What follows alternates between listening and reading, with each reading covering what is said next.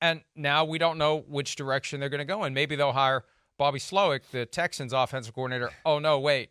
He's staying with the Texans as well. And, Chris, over the 2023 season, there was just this presumption that Ben Johnson is going to graduate to a head coaching job in 2024. Right. That was the one name. Yep. Yeah, and every year, the media kind of collectively, and it's not like there's a decision made. It's just like, well, somebody else is saying it, so I'm going to say it too. Oh, wait, 2 other people are saying it, so I'm going to say it too. They're all saying it, so I'm going to say it too.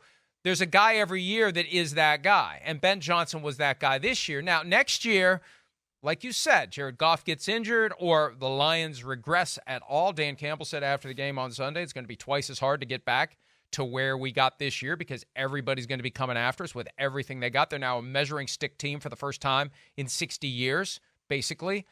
Maybe Bobby Slowik ends up becoming the guy. By the end of September, we're saying, my God, this Texans offense, look, it was great last year. It's spectacular this year. Look what Bobby Slowik is doing with C.J. Stroud. Yeah. Look at what they're doing. Everybody's healthy. Look at what they've done in year 2. They're next level. They're one of the best teams in the NFL. Bobby Slowik, Bobby Slowik, Bobby Slowik. Oh, yeah, Ben Johnson. Bobby Slowik, Bobby Slowik.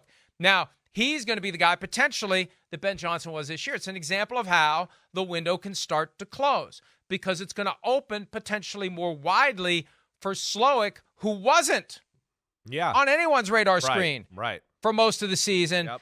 And then once everyone started to wake up to what the Texans are doing offensively, Slowik started to build some momentum, and then they destroy the best defense in the NFL in the playoffs, and Bobby Slowik gets that momentum late.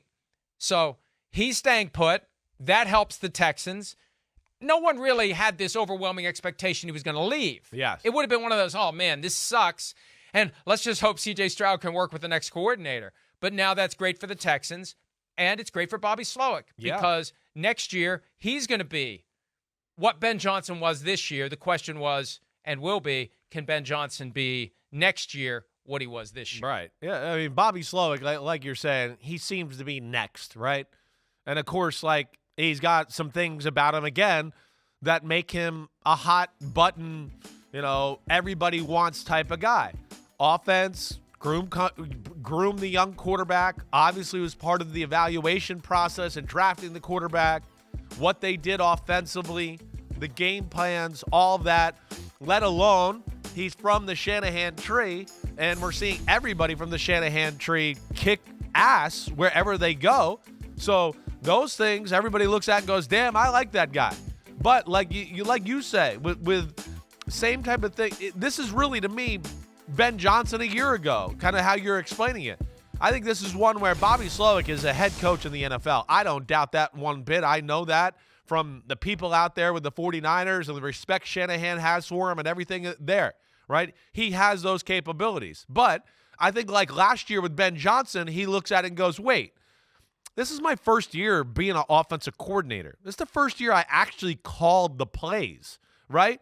Like, maybe let me just get a little bit more used to the process. Let me become a little more seasoned and get a little more experience before I'm thrown into the fire of like, hey, coach the offense, the draft. Hey, what's going on with the defense? Oh, wait, what do you need? What do you need, GM? Oh, wait, defense has a problem today? Oh, this guy's got a problem? Wait, I got to coach the offense, right? So I think that's where a little bit of Bobby Slowik, I think, makes the right decision here to go, I could use another year, experience, wait this out a little bit instead of putting myself into a spot where I'm not quite sure I'm ready for at this moment. And I think that's where Bobby Slowik probably came to the realization that, hey, I'll stay here. I got a good thing going with DeMeco Ryans and C.J. Stroud, and let me build my experience and some of my stuff that can make me become a better head coach.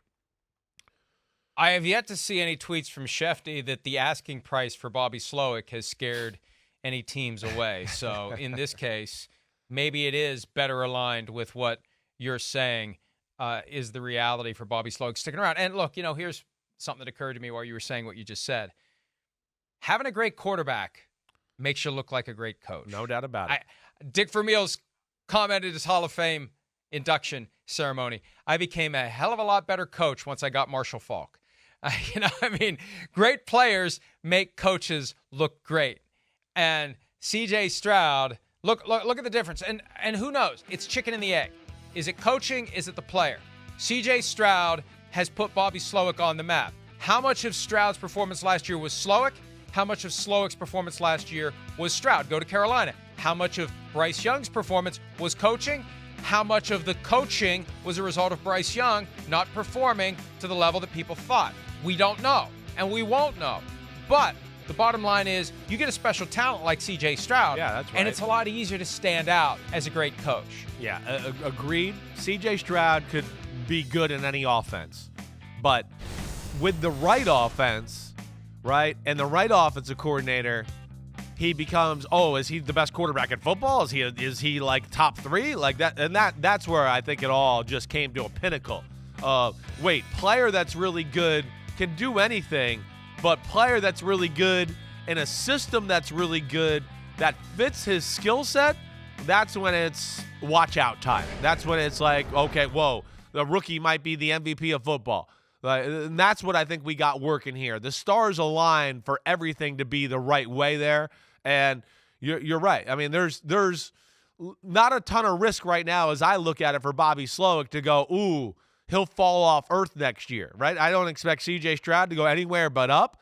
They're going to be able to spend some money and get better receivers and some people in free agency to help out the process.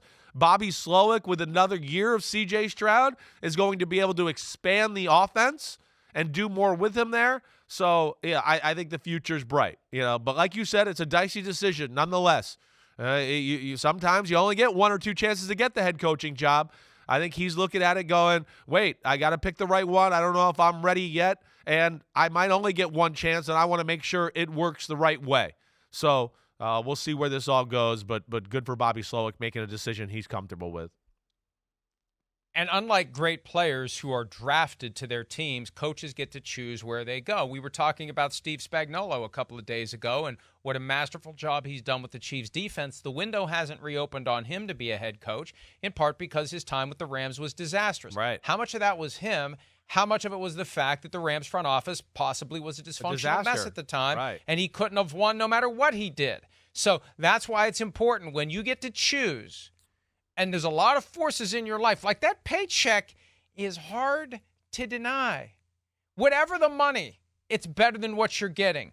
Dramatically better than what you're getting as an assistant coach. It's hard to say no to that.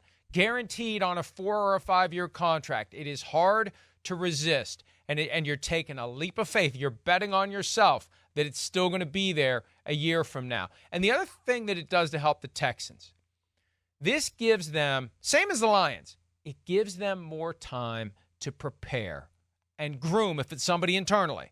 Doesn't have to be somebody internally. That's right. But either way, it gives both teams more time to prepare for life after the coordinator who's going to leave. Yeah, that is a very real point. You're right about that. It lets Dan Campbell and DeMeco Ryans look at a quarterback coach or whoever and, go, hey, pay attention to everything he's doing, right? You got to be literally like a fly on the wall all the time. We want to continue what he's doing when he leaves, and you got to prepare for that, right? We saw Robert Saleh, DeMeco Ryans. He takes over for Robert Saleh with the 49ers. Boom, boom, boom, boom. Perfect thing. We knew he was going to be a head coach. It was a seamless transition. Hopefully that's what the Texans and the Lions get when that time comes. Hi, it's Mike Florio. Thanks for watching PFT on YouTube. Hit subscribe for the latest news and analysis from Pro Football Talk.